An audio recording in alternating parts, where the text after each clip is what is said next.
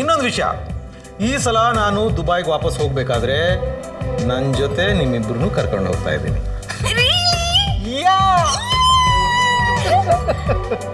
Daddy, how was your flight journey? Too good. I was just excited. ಮತ್ತೆ ನಂಗೆ ಏನೇನು ತಂದಿದ್ಯಾ? ದುಬೈನೇ ತಂದಿದ್ದೀನಿ.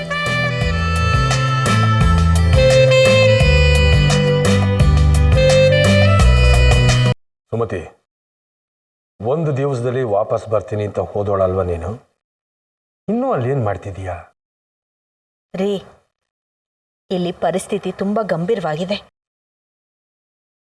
ಸ್ವಾತಿಗೆ ಕ್ಯಾನ್ಸರ್ ಇದೆ ರೀ.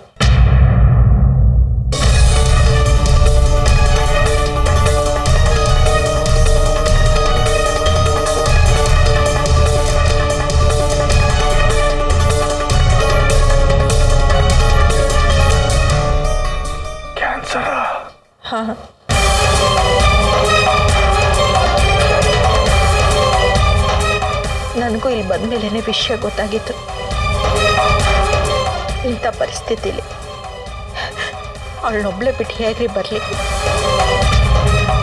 ಧೈರ್ಯಕ್ಕೆ ನಿಮ್ಮನ್ನಾದರೂ ಕರೆಸೋಣ ಅಂದರೆ ಅವಳು ಈ ವಿಷಯನ ಯಾರಿಗೂ ಹೇಳೋದು ಬೇಡ ಅಂತ ಹೇಳಿದಾಳೆ.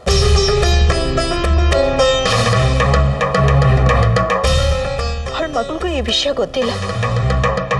ಅಲ್ಲ ಸುಮತಿ, ನೋಡಿ, ಅಲ್ಲೂ ಯಾರಿಗೂ ಈ ವಿಷಯನ ಹೇಳೋದು ಬೇಡ. ಸರಿ, ನಾನು ಯಾರಿಗೂ ಹೇಳಲ್ಲ. ಸರಿ. ಅಲ್ಲಿ ಪರಿಸ್ಥಿತಿ ನೋಡಿಕೊಂಡು ನೀನೇ ಹಾಳು. ಅಪ್ಪ, ನಾನು ಅಮ್ಮನ ಹತ್ರ ಮೇಘ ನಿನ್ನ ಜೊತೆ ಮಾತಾಡ್ಬೇಕಂತೆ.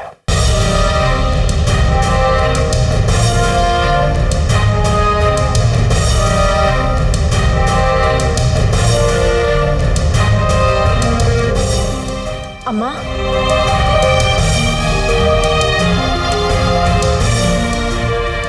ಮೇಘ, ಹೇಳಮ್ಮ. ನೀನು ನಾಳೆನೇ ಬರ್ತಾ ಇದೆಯಲ್ವಾ ಅಮ್ಮ? ಇಲ್ಲ ಮಗಳೇ, ಸ್ವಲ್ಪ ತಡ ಆಗ್ಬೋದು. ಇಲ್ಲ, ಅದೆಲ್ಲ ಆಗೋದಿಲ್ಲ. ನೀನಿಲ್ಲದೆ ಫೇರ್ವೆಲ್ ಪಾರ್ಟಿಗೆ ನಾನು ಹೇಗೆ ಹೋಗ್ಲಿ? ನೀನು ಯೋಚನೆ ಮಾಡು. ನೀನು ಬರಲೇಬೇಕು. ಮೇಘ, ನೀನು ಅದ್ರ ಬಗ್ಗೆ ಯೋಚನೆ ಮಾಡಬೇಡ. ಚಿಕ್ಕಮ್ಮನಿಗೋ ಅತ್ತೆಗೋ ಫೋನ್ ಕೊಡು, ನಾನು ಅವ್ರಿಗೆ ಹೇಳ್ತೀನಿ. ನಿನಗೆ ಬೇಕಾಗಿರೋದನ್ನ ಅವರೇ ತಂದ್ಕೊಡ್ತಾರೆ. ನಿನ್ನನ್ನು ಅವರೇ ರೆಡಿ ಮಾಡ್ತಾರೆ. ಅದೆಲ್ಲ ಈಗ ಸಾಧ್ಯ ಇಲ್ಲ ಅಮ್ಮ. ಹಾಂ, ಒಂದು ಕೆಲಸ ಮಾಡು. ನೀನು ಇವತ್ತೇ ಹೊರಟ್ಬಿಟ್ಟು ಬಂದ್ಬಿಡು. ಫೇರ್ವೆಲ್ ಪಾರ್ಟಿ ಮುಗಿದ್ಮೇಲೆ ಬೇಕಾದ್ರೆ ಮತ್ತೆ ಹೋಗುವಂತೆ. ಮೇಘ, ಇಲ್ಲಿ ಪರಿಸ್ಥಿತಿ ಅಷ್ಟು ಚೆನ್ನಾಗಿಲ್ಲಮ್ಮ. ನೋಡು, ನಾನೀಗ ಅಲ್ಲಿ ಬರಬೇಕು ಅಂದ್ಕೊಂಡ್ರು ನಂಗೆ ಬರೋದಕ್ಕಾಗಲ್ಲ. ನಾನು ಅತ್ತೆಗೆ ಹೇಳಿ. ಅಮ್ಮ, ದಯವಿಟ್ಟು ಅತ್ತೆ ವಿಷಯ ಬಿಟ್ಬಿಡು. ನೀನ್ ಬಾ. ನೀನ್ ಬರ್ದೇ ಇದ್ರೆ ನನ್ನ ಫೇರ್ವೆಲ್ ಪಾರ್ಟಿ ಹಾಳಾದ ಹಾಗೇನೆ. ಅಮ್ಮ ಪ್ಲೀಸ್, ಅಮ್ಮ ಪ್ಲೀಸ್. ಮೇಘ, ಮೇಘ ಅಳ್ಬೇಡಮ್ಮ. ನೋಡು, ಅಮ್ಮ ಹೇಳೋ ಮಾತಿನ ಕೇಳು.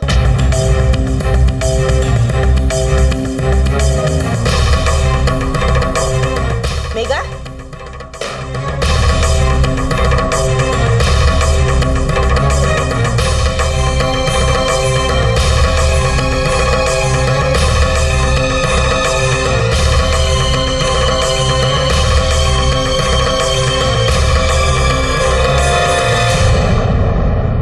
ಸ್ವಾತಿ, ಪ್ಲೀಸ್.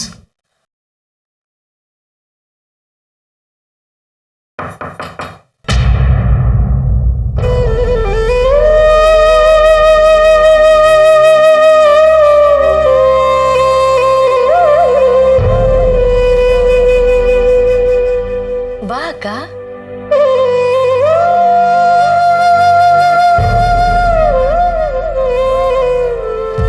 ನೀವಾದರೂ ನಿಮ್ಮ ಹಠಮಾರಿ ತಂಗಿಗೆ ಬುದ್ಧಿ ಹೇಳಿ ಟ್ರೀಟ್ಮೆಂಟ್ ತಗೋ ಅಂತ.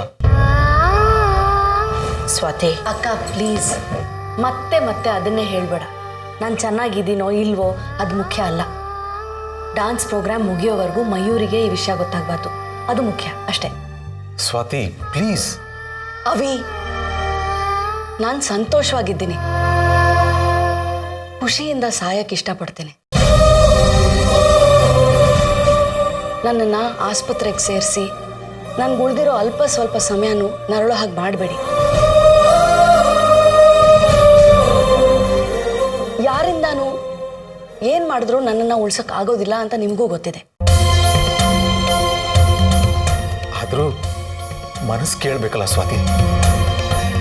ಎಲ್ಲೋ ಏನೋ ಪವಾಡ ನಡೆದು ಸಾವನ್ನ ಗೆದ್ದವ್ರು ಎಷ್ಟು ಜನ ಇಲ್ಲ. ಅಂಥವ್ರಲ್ಲಿ ನೀನೊಬ್ಳು ಯಾಕಾಗ್ಬಾರ್ದು ಸ್ವಾತಿ?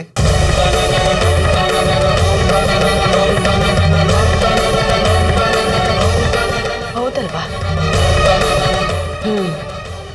ನನ್ನ ವಿಷಯದಲ್ಲೂ ಪವಾಡ ನಡೆದಿದೆ.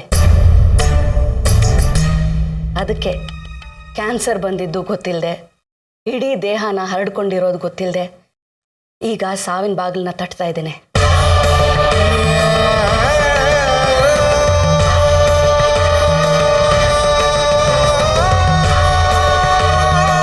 ಪದೇ ಪದೇ ಆ ಮಾತನ್ನ ಹೇಳ್ಬಿಡ್ವೆ, ನನಗೆ ಸಂಕಟ ಆಗತ್ತೆ. ಸಾರಿ, ವೆರಿ ಸಾರಿ. ಆಯಿತು, ನಾವೊಂದು ಒಪ್ಪಂದಕ್ಕೆ ಬರೋಣ. ಮಯೂರಿ ಡಾನ್ಸ್ ಪರ್ಫಾರ್ಮೆನ್ಸ್ ಮುಗಿಲಿ, ಆಮೇಲೆ ನೀವು ಯಾವ ಆಸ್ಪತ್ರೆಗೆ ಕರ್ಕೊಂಡು ಹೋಗ್ತಿರೋ ಬರ್ತೀನಿ. ಏನು ಟ್ರೀಟ್ಮೆಂಟ್ ಮಾಡಿಸ್ತಿರೋ ಮಾಡಿಸ್ಕೊಳ್ತೇನೆ. ಒಪ್ಕೆನಾ?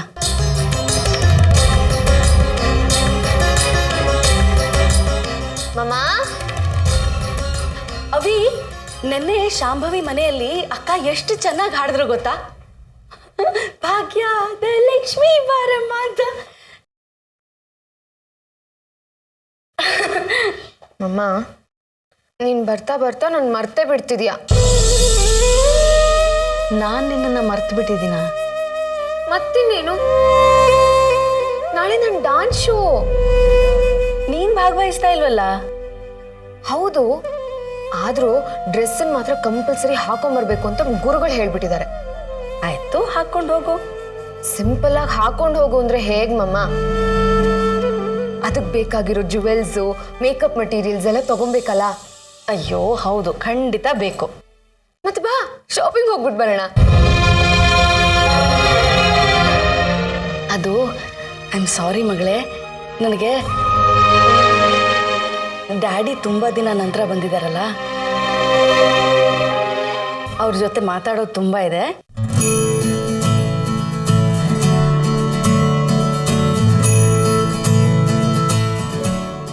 ದೊಡ್ಡಮ್ಮನ್ನ ಕರ್ಕೊಂಡು ಹೋಗು. ಸರಿ, ನಾನು ಅವಳ ಜೊತೆ ಹೋಗಿ ಬರ್ತೀನಿ. ಬೇಡ ಬಿಡಿ, ನಾನೇ ಹೋಗ್ಬಿಟ್ಟು ಬರ್ತೀನಿ. ಅವರು ಬರ್ತಾರೆ ನಿನ್ನ ಜೊತೆಯಲ್ಲಿ. ದೊಡ್ಡಮ್ಮಂಗೂ ನಿನಗೂ ಒಂದು ಅಂಡರ್ಸ್ಟ್ಯಾಂಡಿಂಗ್ ಬರುತ್ತೆ, ಮುಂದಕ್ಕೆ ಹೆಲ್ಪ್ ಆಗುತ್ತೆ.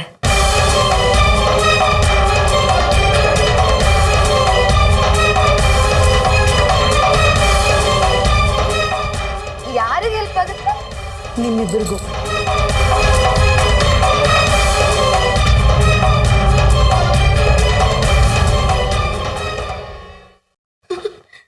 ಹೆಲ್ಪ್ ಆಗೋದು ನಮ್ಮಿಬ್ರಿಗಲ್ಲ, ನಿಮ್ಮಿಬ್ರಿಗೆ.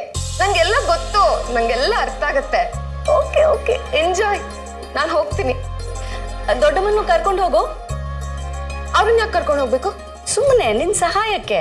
ಸಾರಿ, ನಂಗೆ ಯಾರ ಸಹಾಯನೂ ಬೇಕಾಗಿಲ್ಲ.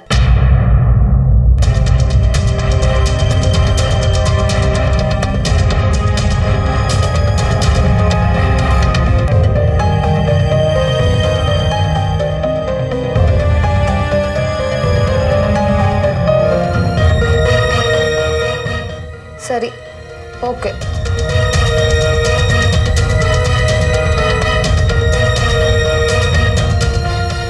ಸರಿ, ನಾನು ಮಯೂರಿ ಜೊತೆ ಹೋಗಿ ಬರ್ತೀನಿ. ನನಗೂ ಸುತ್ತಾಡ್ಕೊಂಡು ಬಂದಂಗೆ ಆಗತ್ತೆ. ಬಾ ಮಗಳೇ.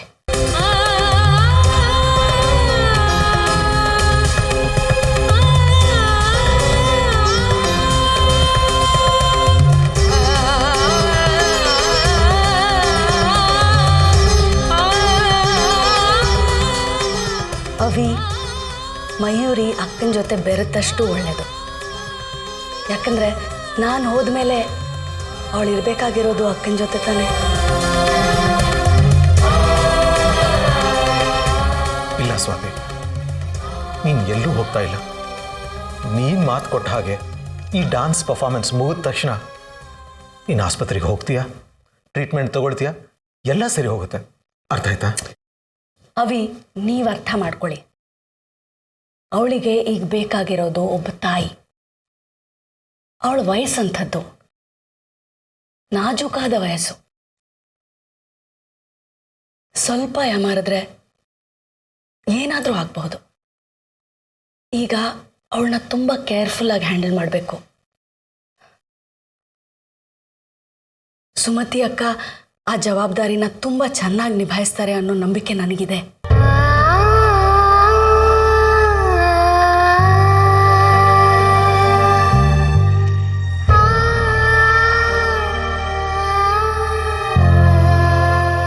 ಇಷ್ಟಕ್ಕೂ ಅಮ್ಮಂಗಿಂತ ದೊಡ್ಡವಳು ದೊಡ್ಡಮ್ಮ ತಾನೆ.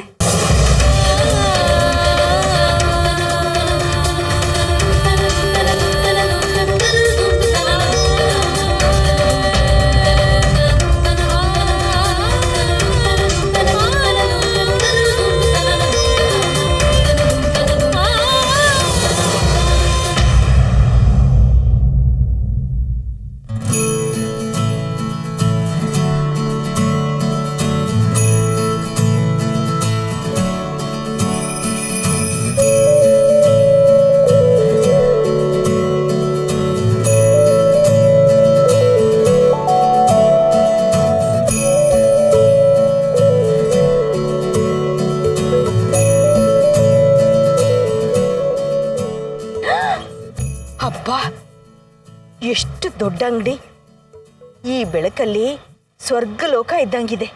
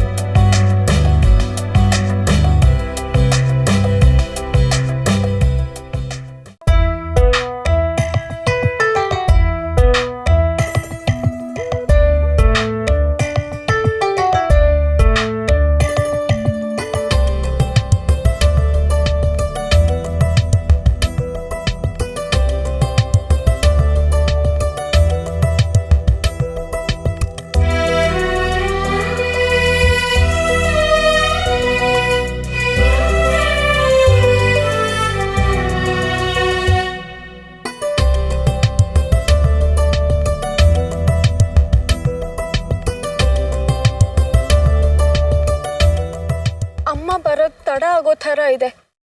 ಫೇರ್ವೆಲ್ ಪಾರ್ಟಿ ಬೇರೆ ನಾಳೆನೆ. ನನಗೆ ಬೇಕಾಗಿರೋ ಒಳ ಉಡುಪನ್ನ ತಂದು ಕೊಡೋರು ಯಾರಪ್ಪ?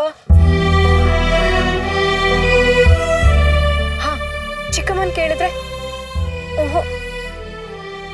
ಅತ್ತೆ ಛೇ, ಸರಿ ಬರಲ್ಲ.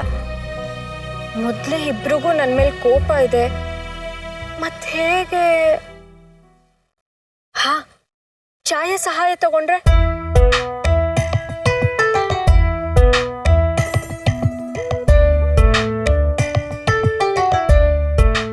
ಅಯ್ಯೋ ಬೇಡಪ್ಪ, ಏನ್ ಅಂದ್ಕೊಂಡ್ಬಿಡ್ತಾಳೋ ಏನೋ. ಏನ್ ಮಾಡ್ಲಿ ಈಗ?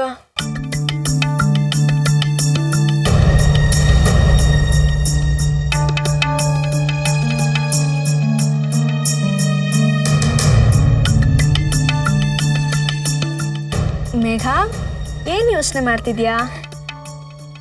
ಏನಾದರೂ ಬೇಕಿತ್ತಾ? ಇಲ್ಲ, ಏನು ಬೇಡ. ನನ್ನ ಹತ್ರನೇ ನಾಚಿಕೆನಾ? ಹೇಳು, ಏನಾದರೂ ತಗೊಳ್ತೀಯಾ? ಇಲ್ಲ, ಆದ್ರೆ ಒಂದ್ ನಿಮಿಷ ಆ ಕಡೆ ಬಾ, ನಾನು ನಿನ್ಗೇನೋ ಹೇಳಬೇಕು. ಬಾ.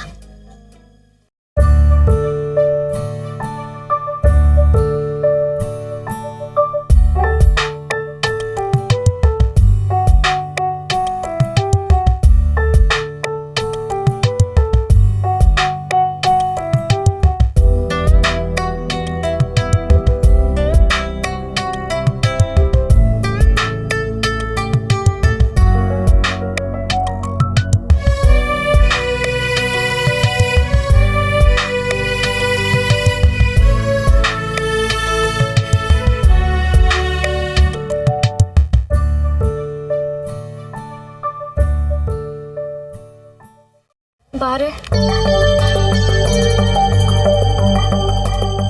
ಛಾಯಾ, ಅದು ಹೇಳು, ಏನು ವಿಷಯ?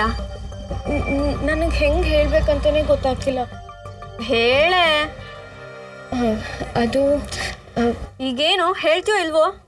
ಹೇಳ್ತೀನಿ, ಬೈಲಿ.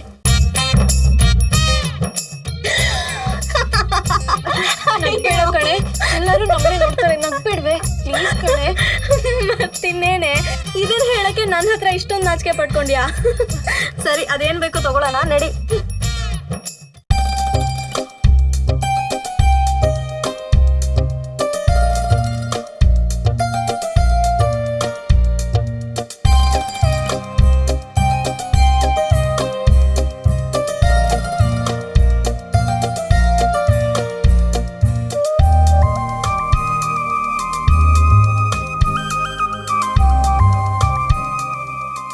ಆಯ್ತಾ ನಿಮ್ದು?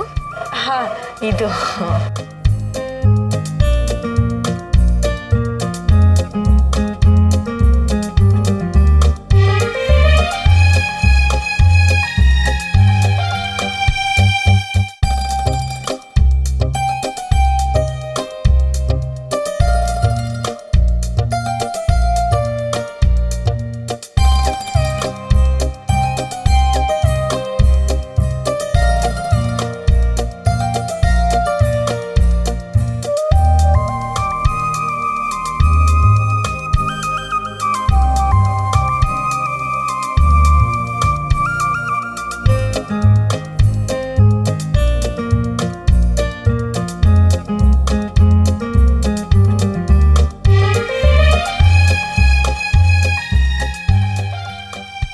ಮಯೂರಿ, ಇಲ್ಲಿ ಎಲ್ಲ ವಸ್ತುಗಳು ಒಂದೇ ಜಾಗದಲ್ಲಿ ಸಿಗುತ್ತಲ್ವಾ? ಅದಕ್ಕೆ ಇದನ್ನ ಮಾಲ್ ಅಂತ ಕರೆಯೋದು. ಈ ಥರದ್ ಮುಂಚೆ ನೀವು ನೋಡೇ ಇಲ್ವಾ? ಹಾಗೆ ಬಾಯ್ ಬಿಟ್ಕೊಂಡು ನೋಡ್ತಾ ಇದ್ದೀರಲ್ಲ.